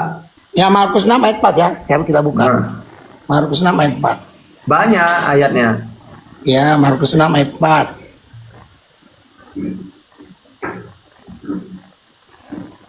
Maka Yesus berkata kepada mereka, seorang nabi dihormati di mana-mana, kecuali di tempat Coba asalnya. baca ayat sebelumnya yang ditolak apa? Kenapa Yesus ngomong kayak gitu? Coba baca ayat sebelumnya. Ayat berapa? Ayat 1 ya, mulai dari ayat 1 ya. Ya coba. Kemudian Yesus berangkat dari situ dan tiba di tempat asalnya. Sedang murid-muridnya mengikuti dia. Pada hari Sabat ia mulai mengajar di rumah ibadah, dan jemaat yang berasal besar takjub ketika mendengar dia dan Mereka berkata, dari mana diperolehnya semuanya itu? Hikmat apa hikmat apa pulakah yang diberikan kepadanya? Dan mujizat-mujizat yang demikian bagaimanakah dapat diadakan oleh tangannya? Bukan ia ini tukang kayu? Bukankah ia ini tukang kayu, anak Maria, saudara Yakobus, Yosef, Yudas, dan Simon, ya. Dan bukankah saudara-saudaranya yang perempuan ada bersama kita? Lalu mereka kecewa dan menolak dia. Maka Yesus berkata kepada mereka, seorang nabi dihormati di mana-mana. Nah, Dia nggak bilang dia nabi. ada gini di itu kayak gini loh, kayak kan dia ditolak ya. Ibaratkan gini, ya biasalah. Dari dulu ya nabi itu ditolak di mana-mana kecuali tempat tinggalnya. Mana dia bilang nabi? Jadi dia membicarakan dirinya karena dirinya yang ditolak. Lalu dia mengatakan, ya beginilah seorang nabi diterima di mana-mana kecuali tempat tinggalnya. Karena saat itu dia diusir. Ya wajar seorang nabi, ya gitu dia itu. Atau coba baca Matius 13 ayat 57 sama.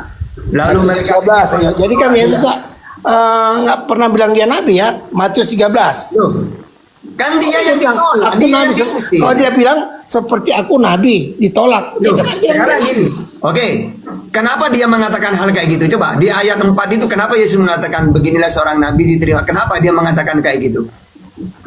Ayo. Matius berapa tadi? Aduh, Markus 6 ayat 4 itu kenapa Yesus mengatakan gini? Beginilah seorang nabi diterima di mana-mana kecuali tempat tinggalnya. Coba, kenapa dia mengatakan kayak gitu? Ayo, karena apa? ya biasa. Nabi aja ditolak itu maksudnya dia. Nah, ya makanya. Tapi dia bukan nabi. Iya, Dia beginilah nggak pernah seorang mengaku nabi. nabi.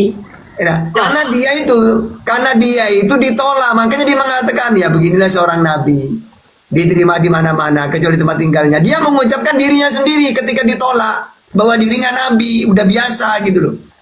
Ya tapi Pak Ustadz bilang, Yesus bilang dia nabi, dia cuma mengistilahkan. Itu kan satu istilah. Itu tertulisnya eksplisit begitu, Pak Robert, bukan Ya istilah. eksplisit.